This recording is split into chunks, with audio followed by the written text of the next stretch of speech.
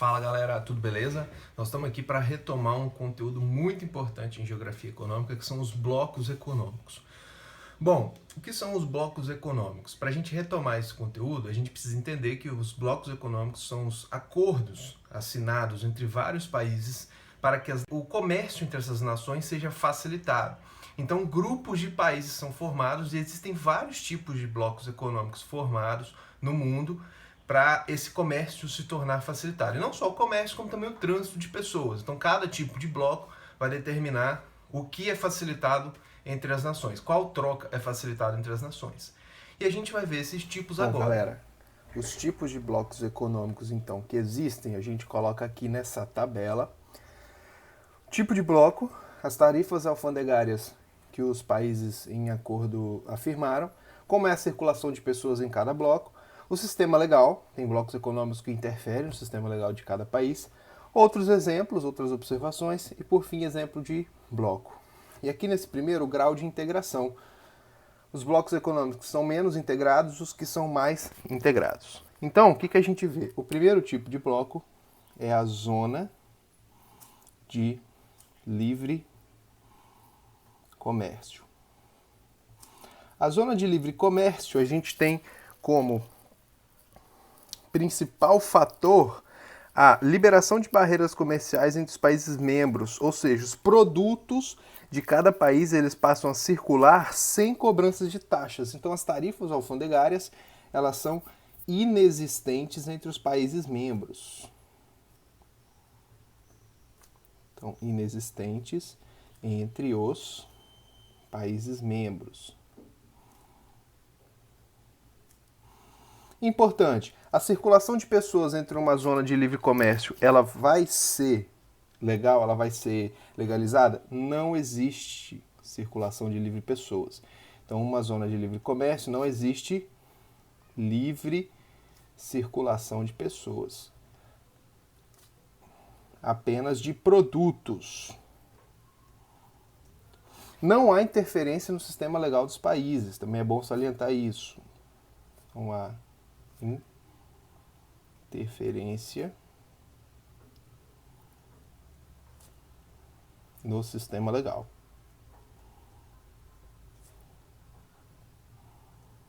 Não existem outras observações relevantes e o exemplo é o NAFTA. O que é o NAFTA? North American Free Trade Agreement, Acordo de Livre Comércio da América do Norte, entre Estados Unidos, Canadá e México. Obviamente, vocês percebem que não existe livre circulação de pessoas entre esses países membros, porque existe um muro entre o México e os Estados Unidos. Bom, o segundo tipo de bloco econômico, pessoal, onde o grau de integração ele vai aumentando entre os países membros, é a União Aduaneira. Então, a gente coloca aqui o nome União Aduaneira. Esse nome vem porque aduaneira significa a região de fronteira entre países, onde tem lá a aduana que controla a circulação de pessoas, mercadorias e tudo mais. Mas esse bloco é o seguinte: entre os países membros não existem tarifas alfandegárias. Não existem tarifas entre países membros. Isso aqui é importante. Porém, a grande questão da União Aduaneira é que, para os países de fora do bloco, existe uma tarifa externa comum, chamada de TEC. Então, para os países de fora do bloco, existe uma TEC, que é Tarifa Externa Comum. A circulação de pessoas na União Aduaneira, ela quando existe, ela é bem controlada. Então é uma livre circulação de pessoas, ela vai ser vai existir, mas com certo rigor. Existe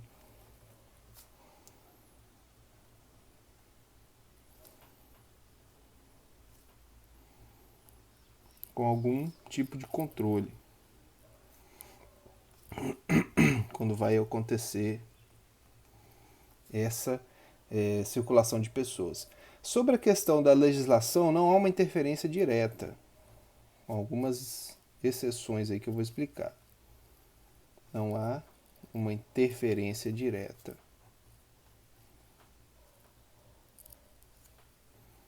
Em alguns casos, como o exemplo do Mercosul, o Mercosul, o que ele é? O exemplo de união aduaneira, é o Mercado Comum do Sul. O Mercado Comum é o terceiro caso, mas o Mercosul está numa transição entre União Aduaneira e Mercado Comum do Sul. É formado por Argentina, Brasil, Venezuela, Paraguai e o Uruguai. Aqui um detalhe, a Venezuela está suspensa, então a gente pode colocar aqui, ó, Venezuela suspensa do bloco. Por quê? Porque há uma certa interferência na legislação, porque, segundo os países membros do bloco, os demais, a Venezuela não respeitou a questão democrática pelos seus problemas internos lá com o ditador Nicolás Maduro. E em 2012, o Paraguai também havia sido suspenso, por não respeitar essa cláusula da assinatura do tratado. Então, há uma certa interferência no sistema legal, como nesse caso de respeitar o processo democrático. Agora, o terceiro tipo, como eu falei, é o mercado comum.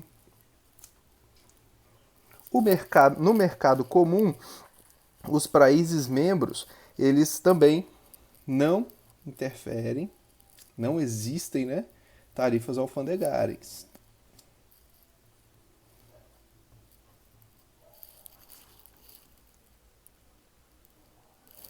Pode existir uma circulação de pessoas para o mercado de trabalho.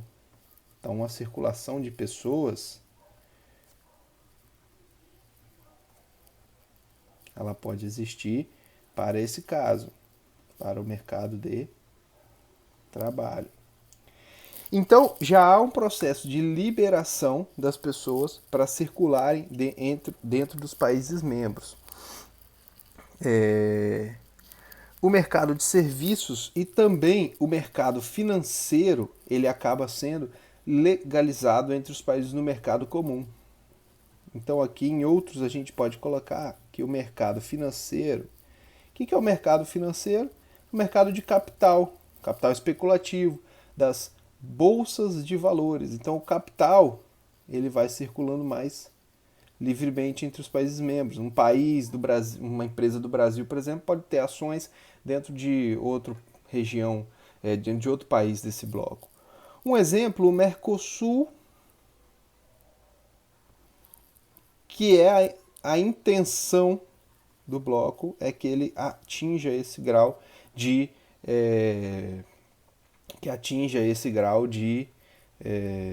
integração. Também não há interferência direta, com aquela exceção que eu citei da união aduaneira. Então não há interferência direta. Então, para deixar mais claro, a questão do Mercosul. O Mercosul ainda é uma união aduaneira chegando nesse grau de integração de mercado comum. Ainda não é porque essa circulação de pessoas, que é um pouco mais legalizada nesse mercado comum, ainda há com certo tipo de controle na união aduaneira. Então o mercado comum ainda não é plenamente estabelecido no bloco do Mercosul. Bom, e os próximos blocos econômicos são a União Monetária,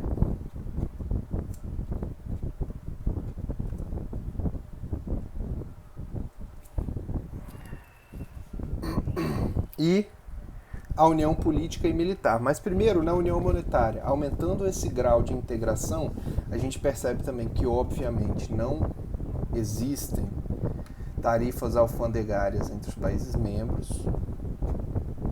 E a grande questão na União Monetária é que os países membros, não todos, mas na grande maioria, no exemplo que a gente tem no mundo, eles usam uma moeda única. Uma moeda única. Então há essa utilização da moeda única, por isso que é a união monetária. Há circulação de pessoas é livre e sem restrições. Outra questão, o grau de integração é bem maior. Então, a gente percebe que na União Monetária há uma circulação de pessoas livres sem restrições. No sistema legal, há também uma grande interferência, principalmente com diz respeito à legislação econômica. Então, as interferências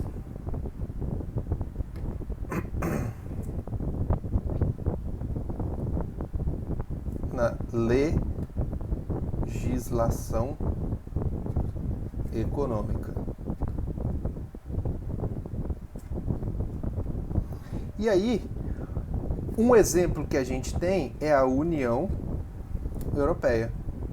O único bloco do mundo que alcançou esse grau de integração.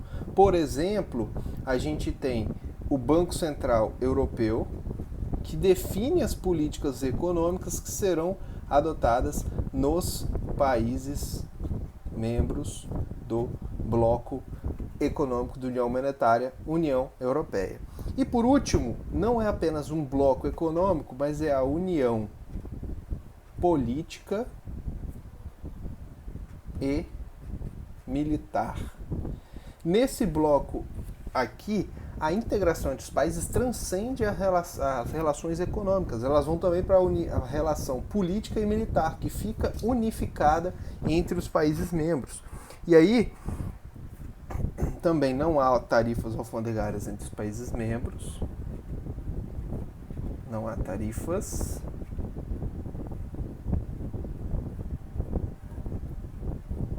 Entre os países membros.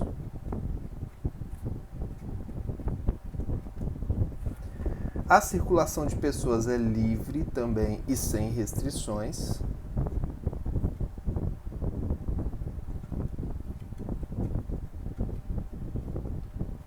O sistema legal aí que é a grande questão. Algumas leis são adotadas em comum.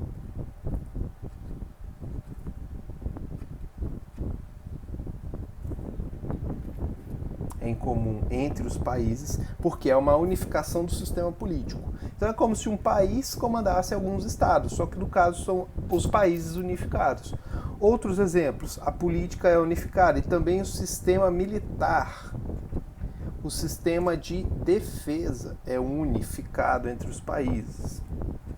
Sistema de defesa unificado. E o exemplo é o Reino Unido, que se encaixa nessa união política e militar. Quais países compõem? A Inglaterra, o país de Gales, a Irlanda do Norte e a Escócia. Então estão aí indicados os tipos de blocos econômicos que existem no mundo, com o último que transcende essa unificação econômica. Bom, finalizando este vídeo, a gente não pode deixar de frisar um assunto muito importante e recorrente no mundo. Ressalto, galera, que é um ponto pré-pandemia do coronavírus. Como vocês devem estar percebendo, essa pandemia está mudando o planeta e vai mudar sim o arranjo econômico do planeta. Mas eu não falo aqui agora sobre isso, até porque eu não consigo prever o futuro. Bom, as ameaças aos blocos econômicos. Eu chamo de ameaças aos blocos econômicos, costumo sempre falar isso, uma análise do panorama atual do planeta, principalmente com a ascensão de grupos nacionalistas, grupos extremistas, chamados de extrema-direita pela imprensa. Como, por exemplo, a eleição de Donald Trump nos Estados Unidos. Foi bem sabido que as ações de Donald Trump na presidência dos Estados Unidos não favoreceram os blocos econômicos. Ele sobretaxou o minério de ferro vindo do Canadá, do México e até o do Brasil. Depois voltou atrás, mas são medidas chamadas protecionistas, que visam proteger a produção industrial nacional, que interferem na política de blocos econômicos e integração econômica global. Então isso é muito perigoso para a ameaça dos blocos econômicos e isso se propaga para os outros países. Que no Brasil a gente teve a eleição de Bolsonaro e na Europa grupos de extrema direita, grupos extremamente nacionalistas também crescendo. Na França, Marine Le Pen, partido de extrema direita no país, Na Itália, Matteo Salvini foi o primeiro-ministro da Itália até o ano passado, esse ano não conseguiu a sua reeleição. E na Inglaterra, que a gente vai ver depois, o Brexit, que foi a saída dos britânicos do Reino Unido, motivado por esses movimentos de extrema-direita. E também o grande fluxo de migrantes para dentro da Europa. Isso tudo soa como ameaças aos blocos econômicos. Lógico que o mundo a partir de agora vai ser outro. Essa pandemia veio para mexer com tudo. E como estarão os arranjos econômicos? Vamos ter que ver as cenas dos próximos capítulos. Beleza, galera? Até mais. Lembrem de estudar bastante. Assunto de blocos econômicos é extremamente importante. Tchau, até mais.